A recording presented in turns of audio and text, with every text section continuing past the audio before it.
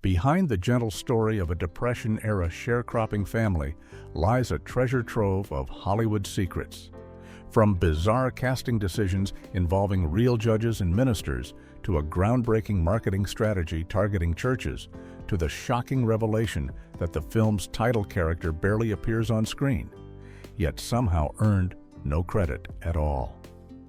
Fact 1. The dog got zero screen credit. Here's something that might surprise you about the 1972 film Sounder. The dog who played the title character never received any credit whatsoever in the movie. Not a single mention in the opening credits, not in the closing credits, and not even one of those and introducing credits that Hollywood sometimes gives to animal performers. For a film literally named after this dog, it's honestly one of the strangest oversights in cinema history. Think about it for a moment. This wasn't some minor supporting character who barely appeared on screen. Sounder was important enough to the story that the entire movie was named after him. The film's title, the movie posters, the marketing materials, everything centered around this dog's name. And yet, when it came time to actually give credit where credit was due, the filmmakers apparently forgot about the four-legged star completely. This becomes even more bizarre when you consider that the dog actually delivered a pretty convincing performance. There's a heartbreaking scene early in the film where Sounder gets shot by a deputy after chasing the truck carrying his master away to jail. The dog had to portray being wounded, limping away into the woods, and later returning home with visible injuries. These weren't easy scenes for an animal actor to pull off. Professional dog trainers had to work extensively with the animal to get these emotional and physically demanding shots just right. To make matters worse, film critics and audiences at the time praised the dog's performance. Some reviewers specifically mentioned how effective and moving the animal's acting was in their write-ups. Yet somehow, despite all this work and recognition, nobody thought to add the dog's name or even a simple dog provided by credit anywhere in the film. It remains a genuinely puzzling omission that fans still discuss today. Fact 2. First soundtrack modeled after field recordings. The soundtrack for Sounder broke completely new ground in film music, and music journalist Robert Christgau made a bold declaration about it when he called it the first soundtrack ever patterned after a field recording. This wasn't your typical Hollywood orchestral score or even a standard blues soundtrack. What Taj Mahal created was something genuinely experimental and unlike anything audiences had heard in a movie theater before. Instead of composing traditional film music with instruments playing melodies in the usual way, Taj Mahal crafted what he described as a suite or montage of sounds that included hums, moans, hand claps, and small, plucked fragments of music. The entire soundtrack was performed in the key of a single gospel blues song called Needed Time by Lightnin' Hopkins, which gave the whole score a unified sound that threaded throughout the film. This approach mimicked the way ethnomusicologists would record authentic folk music in the field, capturing raw, unpolished sounds rather than studio-perfected performances. The critical response to this unusual approach was decidedly mixed. Fellow music critic Grail Marcus considered it Taj Mahal's most eloquent music, recognizing the artistic achievement of what Taj was attempting. However, Christgau himself gave the soundtrack album only a C+ rating in his 1981 guide to rock albums of the 70s, and he noted somewhat amusingly that even Grail doesn't know anybody who agrees with Marcus's high praise. Christgau added that he had always regarded field recordings as study aids, suggesting he found the approach more interesting as an academic exercise than as entertainment. Despite the divided critical opinion, the soundtrack earned both BAFTA and Grammy Award nominations, proving that Taj Mahal's experimental approach resonated with at least some members of the music industry who appreciated just how different and daring his work really was. Fact 3. Minister. played by actual minister-director Martin Ritt, made an unusual casting decision for Sounder that added a layer of authenticity to the film, but also created some interesting dynamics on set. Instead of hiring professional actors to play certain authority figures in the story, he cast real-life professionals in those exact roles. The minister character was portrayed by an actual minister named Reverend Thomas N. Phillips, and the judge who sentences the father to hard labor was played by a real judge named William T. Bennett. This approach to casting was pretty uncommon in Hollywood at the time, where even the smallest speaking roles typically went to trained actors who could hit their marks and deliver lines on cue.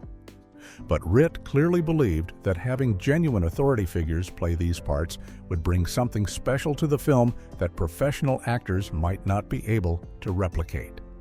There's a certain natural gravitas and authenticity that comes from someone who has actually stood at a pulpit delivering sermons or presided over a courtroom making legal judgments. The film's credits even acknowledge this unusual arrangement by listing Reverend Thomas N. Phillips with his full title intact, making it clear to audiences that this wasn't just an actor playing a man of the cloth. The same went for Judge William T. Bennett, whose real-world authority as a sitting judge added weight to the courtroom scenes where the father faces sentencing for stealing food to feed his hungry family. The choice also speaks to the level of community involvement in the production, since both the Reverend and the judge were likely local Louisiana residents who agreed to participate in the film. The end credits actually thank several local officials and community members who helped make the production possible, including Sheriff Archfive Doughty and the St. Helena Parish School Board, showing how much the film relied on cooperation from the real people who lived in the areas where they were shooting. Fact 4. Cast endured brutal filming conditions. Making Sounder was apparently a miserable physical experience for the cast, and Paul Winfield didn't hold back when describing just how difficult the Louisiana shoot really was. In interviews given years after the film's release, Winfield revealed that the entire production was plagued by conditions that made every day on set feel like an endurance test rather than a typical movie shoot. The first major problem was the heat, which Winfield described as brutally intense throughout the entire filming period. The production took place from late August through November of 1971 in St. Helena Parish and East Feliciana Parish in Louisiana, which meant the cast was working through the tail end of summer and into early fall when temperatures in that region can still be oppressively hot and humid. The actors were dressed in period-appropriate clothing for the 1930s, which meant heavy fabrics and layers that made the heat even more unbearable. On top of the sweltering temperatures, the cast was constantly being eaten alive by mosquitoes. Louisiana is notorious for its mosquito population, especially in rural areas near water and vegetation where much of the filming took place. The actors had to maintain their performances and concentrate on emotional scenes while being constantly bitten and harassed by swarms of insects. But perhaps the worst suffering came from something Winfield personally endured. He contracted what he described as a terrible case of hay fever from all the pollen in the air. Working outdoors in fields and rural locations meant constant exposure to whatever plants were blooming or releasing pollen at the time. Despite dealing with all these physical challenges, Winfield noted that the entire cast deserves credit for pushing through and still delivering strong performances. You'd never know from watching the finished film just how uncomfortable everyone was during production. Fact 5. First Black Duo Oscar Acting Nomination Sounder made Academy Awards history in a way that's both impressive and revealing about Hollywood's past. The film became the very first movie ever to feature two black actors nominated for lead acting Oscars in the same year, with Paul Winfield earning a Best Actor nomination and Cicely Tyson receiving a Best Actress nomination at the 45th Academy Awards in 1973. To put this achievement in perspective, it would be another 21 years before this feat was repeated. The next film to accomplish this milestone was What's Love Got to Do with It? In 1993, which, earned nominations for Lawrence Fishburne as Best Actor and Angela Bassett as Best Actress for their portrayals of Ike and Tina Turner.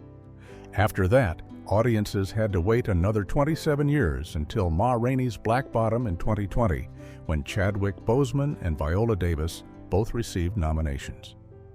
So, in the entire history of the Academy Awards up to now, only 3 films have ever achieved this distinction. What makes this statistic even more striking is that 1972 was actually a remarkable year for Black representation at the Oscars in general. Diana Ross was also nominated for Best Actress that same year for her performance as Billie Holiday in Lady Sings the Blues, which meant that for the first and only time in Oscar history, 2 of the 5 Best Actress nominees were Black women. This convergence of nominations was seen by many at the time as a potential turning point for the industry. Neither Winfield nor Tyson won their respective categories that year, but the nominations themselves represented a significant breakthrough. Prior to Sounder, only 3 other Black Americans had ever been nominated for leading roles at the Oscars: Dorothy Dandridge, Sidney Poitier, and James Earl Jones. The film opened doors and set a precedent, even if progress after that moment proved frustratingly slow. Fact 6. Cicely Tyson was 15 years older. Here's a casting detail that might surprise you. Cicely Tyson was actually 15 years older than Paul Winfield, even though they played husband and wife in Sounder. Tyson was born in 1924, making her 47 years old during filming, while Winfield was born in 1939, putting him at just 32 years old when they shot the movie in 1971.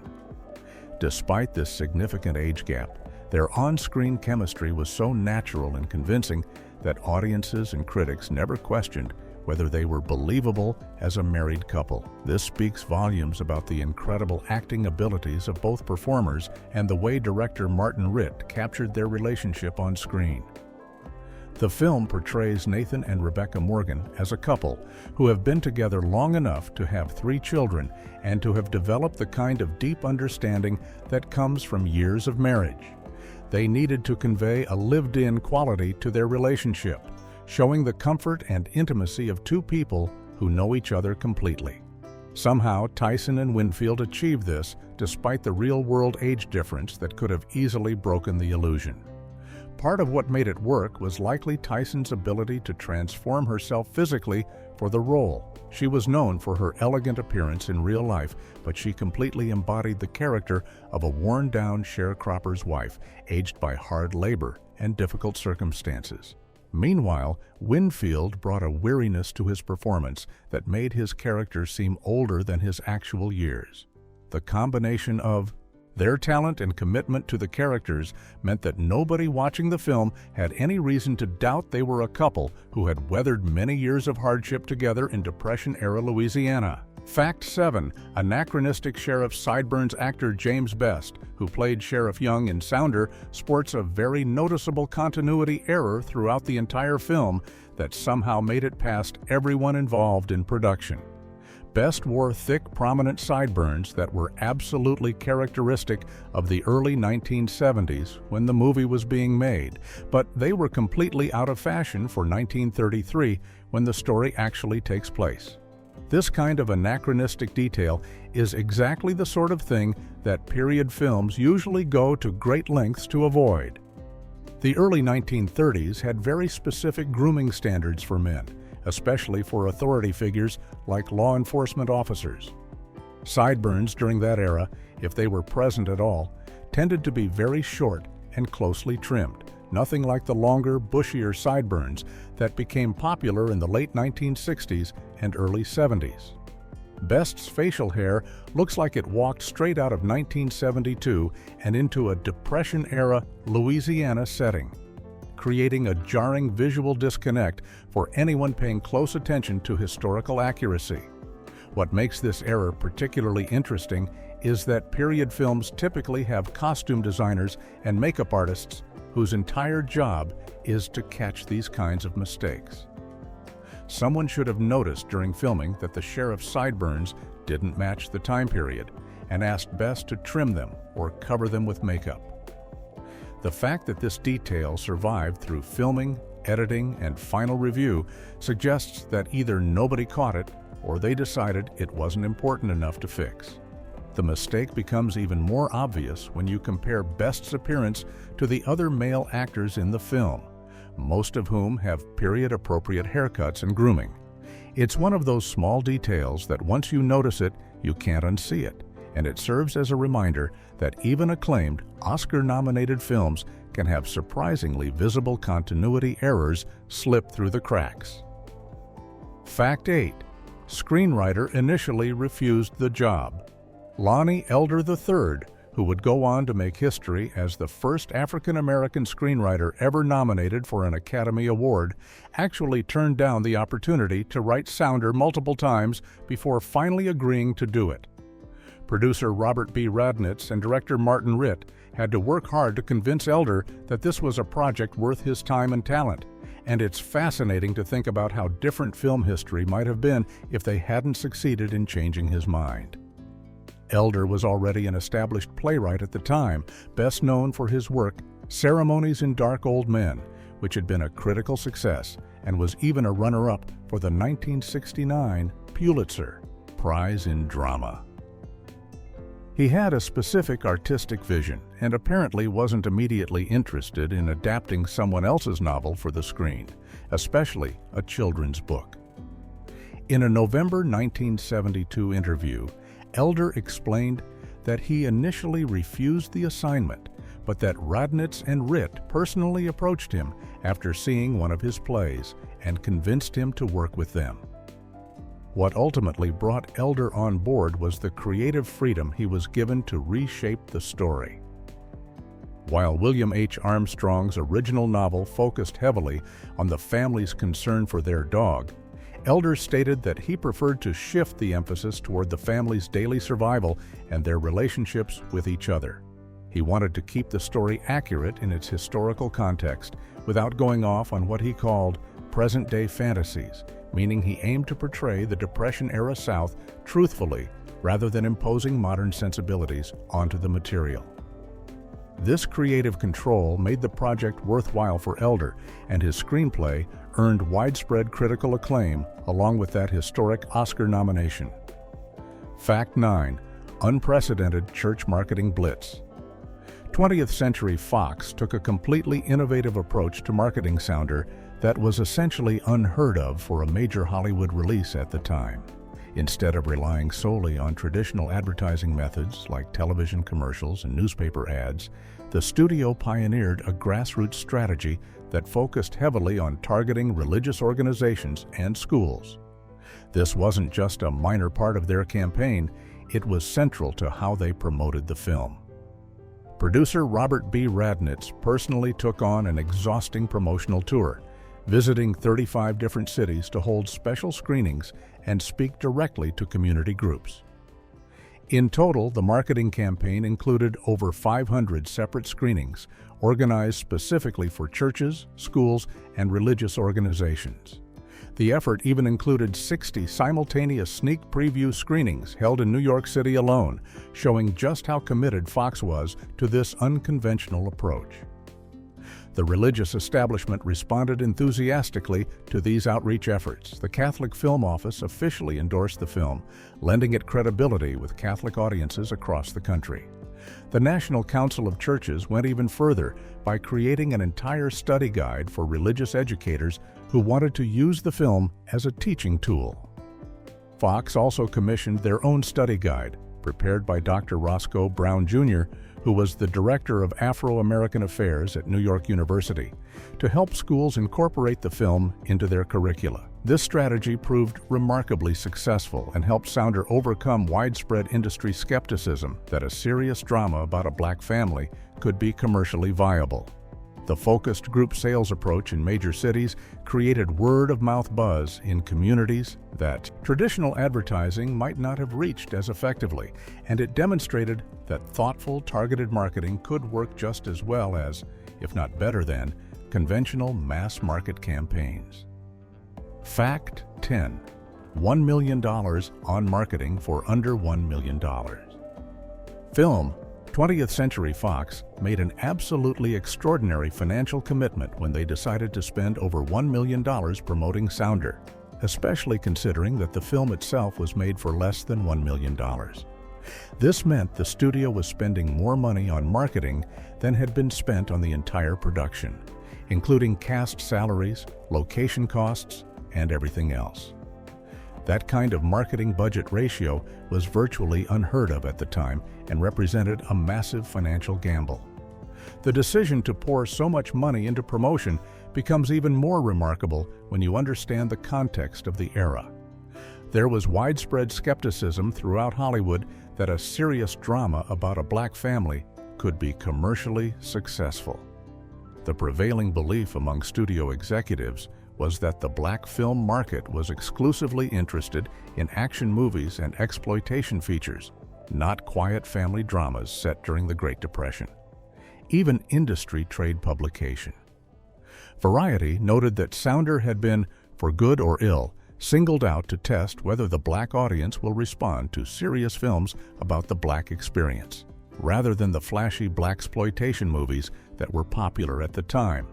Fox's massive marketing investment paid off spectacularly. The film opened in just 2 theaters and grossed $27,045 in its first week, then increased by 30% the following week. By the time its theatrical run concluded, Sounder had grossed just under $17 million, generating $9 million in theatrical rentals in the United States and Canada in 1973. This made it the 10th highest-grossing film of 1972, completely defying the skeptics who thought audiences wouldn't show up for this kind of story. The success was so significant that subsequent films from the Rodnitz and Mattel production company were financed using the profits from Sounder. Fact 11. 13-year-old Kevin Hooks skipped Golden Globes. Kevin Hooks received a Golden Globe nomination for Most Promising Newcomer Male for his performance in Sounder when he was just 12 or 13 years old, which is an impressive achievement for any young actor. What makes the story even more interesting is what Hooks decided to do when it came time for the actual Golden Globe ceremony. He chose not to attend because he didn't want to miss school back home in Philadelphia. This decision shows a remarkably unusual set of priorities for a child actor who had just landed a major role in an Oscar-nominated film. Most young performers and their families would jump at the chance to attend a prestigious awards ceremony like the Golden Globes, especially when the child is actually nominated for an award. The glamour of walking the red carpet, getting dressed up in formal wear, and potentially accepting a trophy in front of Hollywood's biggest stars is exactly the kind of experience that draws many kids to acting in the first place. But Hooks and his family apparently valued his education and maintaining a normal school routine more than they valued the Hollywood experience. This wasn't Hooks' first acting role, as he had previously appeared in a 1969 CBS Children's Hour episode called JT that won a Peabody Award. But Sounder was definitely his breakthrough performance. His father was Robert Hooks, a director and actor who starred in many films during the 1970s, so Kevin came from a show business family that understood the industry. Perhaps that background gave his parents the perspective to prioritize his education over award ceremonies, recognizing that skipping school for Hollywood events could set a problematic precedent for a young person who was still in his formative years. Fact 12. Film named after nearly absent character. One of the most puzzling aspects of Sounder is right there in the title itself. The film is named after the family's hunting dog, yet Sounder essentially disappears from the story very early on and remains absent for the vast majority of the movie's runtime. This has led many viewers and critics over the years to wonder why the filmmakers didn't choose to name the film after the actual protagonists, the Morgan family, whose struggles and relationships form the real heart of the story. The dog appears prominently in the opening scenes, going on a nighttime raccoon hunt with the father Nathan and his son David Lee. But shortly after that, when the sheriff arrives to arrest Nathan for stealing food, a deputy shoots Sounder as the dog chases after the wagon carrying his master away. The wounded dog limps off into the woods and vanishes from the film for an extended period. While Sounder does eventually return home and appears again near the end of the movie, the bulk of the story focuses on how the Morgan family copes with Nathan's imprisonment and David's journey to find his father and eventually attend school. This choice of title becomes even stranger when you learn that screenwriter Lon Elder III deliberately shifted the focus away from the dog when adapting William H. Armstrong's novel. Elder stated in interviews that while the book centered on the family's concern for the dog, he preferred to focus on the family's daily survival instead. The film is really about the strength of family bonds, the dignity of the parents, and a young boy's coming of age during incredibly difficult circumstances. Some critics and audiences have noted that a title reflecting the human story at the center of the film might have been more appropriate than naming it after a character who spends most of the runtime off-screen. Fact 13. No. 20th Century Fox fanfare. When Sounder begins, something is immediately different from almost every other 20th Century Fox release of that era. The film completely omits the traditional 20th Century Fox fanfare that audiences had come to expect at the start of the studio's movies. Instead of hearing that iconic, bombastic orchestral theme that announces a Fox production, the film opens directly with Taj Mahal's blues composition, dropping viewers straight into the world of Depression-era Louisiana without any typical Hollywood fanfare. This was an extremely rare decision for a major studio release in the early 1970s. The studio fanfare served multiple purposes.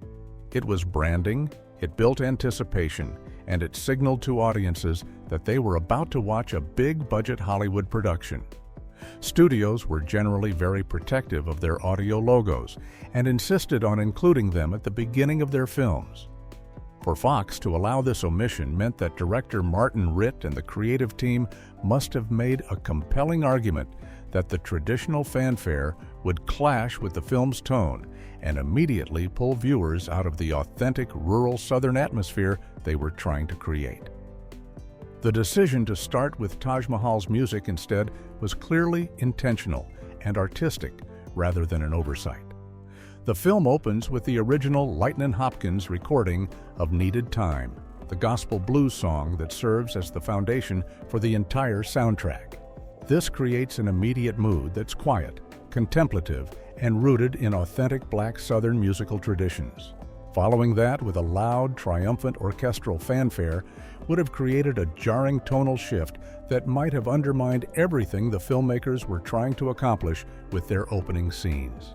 The choice shows a level of artistic control and commitment to the film's vision that wasn't always afforded to directors working within the major studio system. Fact 14. Taj Mahal appeared on screen while scoring Taj Mahal made a truly unique dual contribution to Sounder that you don't often see in filmmaking. Not only did he compose and perform the entire groundbreaking soundtrack for the movie, but he also appeared on screen as an actor playing a supporting character named Ike, who serves as a friend and neighbor to the Morgan family. This means there are scenes where Taj Mahal is literally visible on screen while his own musical compositions play in the background, creating an unusual layer of metatextuality that most viewers probably didn't even realize was happening. The character of Ike provides some of the film's lighter moments, offering friendship and occasional comic relief to the struggling family. In one memorable scene, Ike plays baseball with Nathan and other members of the sharecropping community, and Taj Mahal gets to show off some athletic ability alongside his musical and acting talents. He also has a scene where he tells a humorous story about accidentally going into a white church and the trouble that nearly caused him, demonstrating his natural charisma and storytelling ability as a performer. This dual role was actually Taj Mahal's first significant acting work in a film, marking the beginning of what would become an occasional side career in movies and television alongside his primary work as a musician. He would later reprise both roles in the 1976 sequel, Part 2 Sounder, being one of only 2 cast members to return from the original film. The experience of working on Sounder clearly made an impression on him, as he continued to take on occasional acting roles throughout his career while remaining primarily focused on his musical work. Having the composer actually present in the story added an authentic feel to the film's musical landscape that might have been missing if the score had been created by someone who never set foot on the Louisiana locations. Fact 15. Added to registry, Year Sicily. Tyson. In a touching and poignant coincidence, Sounder was selected for preservation in the United States National Film Registry in 2021, which happened to be the exact same year that the film's star, Cicely Tyson, passed away at the age of 96.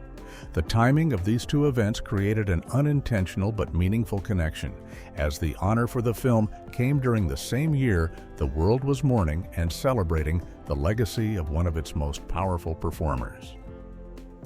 The National Film Registry is maintained by the Library of Congress and selects up to 25 films each year that are deemed culturally, historically, or aesthetically significant for preservation. Films must be at least 10 years old to be eligible, which meant Sounder had been eligible for selection since 1982, nearly 40 years before it was finally chosen. The fact that it was added in 2021 of all years felt especially appropriate given Tyson's passing and the renewed attention to her remarkable career. Tyson died on January 28, 2021, and the National Film Registry announcement came later that year, in December, meaning the selection process was likely already underway when she passed. The Library of Congress noted in their announcement that Sounder featured indelible performances by Cicely Tyson and Paul Winfield, acknowledging the acting work that had earned both of them Oscar nominations nearly 50 years earlier. The film joined 24 other titles in that year's registry class, which included everything from early silent films to more recent releases like Wall-E and The Lord of the Rings, The Fellowship of the Ring. For many fans and film historians, seeing Sounder finally receive this official recognition during the year of Tyson's death felt like a fitting tribute to both the actress and the groundbreaking film that showcased her extraordinary talent.